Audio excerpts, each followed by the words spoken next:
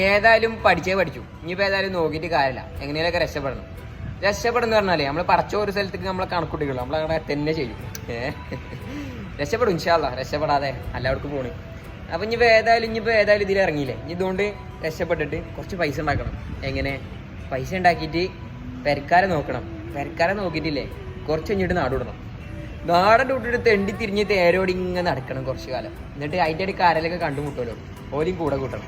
എന്നിട്ട് നേരെ പോവാ നാട്ടിലേക്ക്. എന്നിട്ട് നാട്ടിൽ പോയിട്ട് ഒരു ഏക്കർ സ്ഥലം വാങ്ങിയിട്ട് അതിൻ്റെ ഒത്ത നടുവിൽ ഒരു പെര, അത് കഴിഞ്ഞിട്ട് അതിൻ്റെ മുന്നേ ഒരു മന്തിക്കട, പിന്നെ ഞങ്ങളൊരു ഫാം തുടങ്ങും, കോഴി ഫാം, പിന്നെ കുറച്ച് കൃഷി. കൊതിക്കും. അത് കഴിഞ്ഞിട്ട് പിന്നെ നമ്മൾ നേരെ മന്തിക്കട തുറക്കുന്നു, ഫാമിൽ നിന്ന് നേരെ കോഴി എടുക്കുന്നു, അൽഫാമാക്കുന്നു, കൊടുക്കുന്നു. Full business. മെച്ചുള്ള പരിപാടിക്കല്ല നമ്മൾ നിൽക്കൂല കേട്ടോ. പിന്നെ നമ്മളെ തോട്ടം, നമ്മളെ കോഴി, നമ്മളെ മന്തിക്കട, ഞാനും ഓടും. ഏതല്ലേ നോക്കിയിട്ട് കാര്യമില്ല. ഇൻഷാ അല്ലാഹ് ഒരു ദിവസം പൂതിയൊക്കെ നല്ലതാണ്, പക്ഷെ നടന്നാൽ മതി. നടത്തും കണ്ടോളി.